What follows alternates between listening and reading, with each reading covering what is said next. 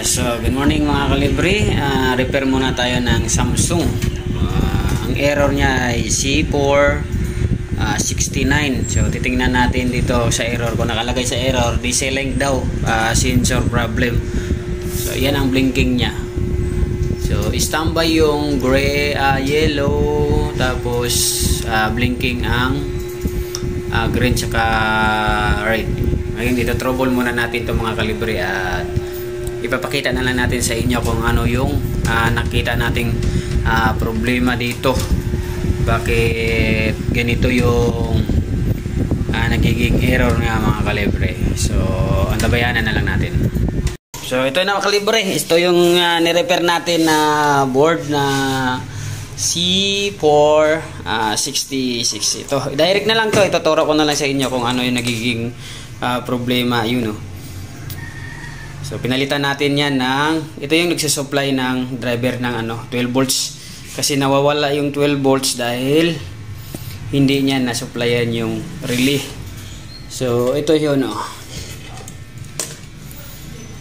ito yung pinalit natin mga kalibre. So nawawala kasi ang 12 volts hindi niya masusupplyan ang relay, kaya hindi mag-on yung IPM saka supply niya. So ayun mga kalibre, ito yun pinalit natin. So kung may mga ganon kayong mga problema, i-check nyo to ang IC na yan, driver IC na yan. Wala kasing 12 volts. Ito kasi nagsusupply ng ito nagko-control dito sa regulator. So yan ang nakita natin na problema. Hindi mo tayo masyado magaling mag-explanation, pero i-share ko lang sa inyo yung nakuha kong problema itong IC na to, dahil ito yung nagsusupply ng mga relay natin para ma-on yung mga dito, yung sa IPM tsaka yung 320 volts kasi ito dalawang relay yan, dalawa, maliit tsaka yung malaki. So pag na-on yung itong relay pag na-on yung maliit na relay, ito yon. So mag-on siya, magkukontak siya, papasok na ngayon yon ang supply sa 320 dahil may PTC yan. Ayan ayan siya ayan dalawang relay yan. So yun mga kalibre, sana may kunting idea kayo sa ganyang error. So yan ang problema yun, ayos. Ngayon ilalagyan na natin to ng compressor. Lagyan natin to ng compressor tsaka reactor para subukan natin kung gagana siya. Ito na mga kalibre, nilagyan na natin ng compressor.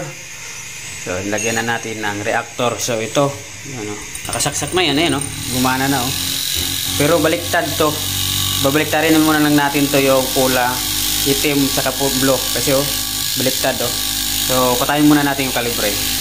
Papatayin muna natin kasi baliktad pero okay na siya.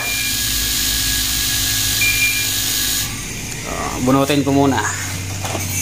Tapos ito baliktarin na lang natin to yung itim saka blue.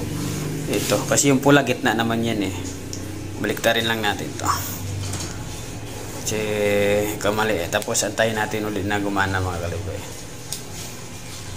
Baliktad natin to yun, saksak na natin ulit ito. On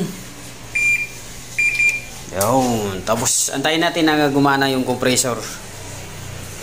So ito na sir, tingnan natin yan so nagkamali lang tayo kanina ng connection dito sa W saka U, UB yan so ayos na ang board ni sir. C469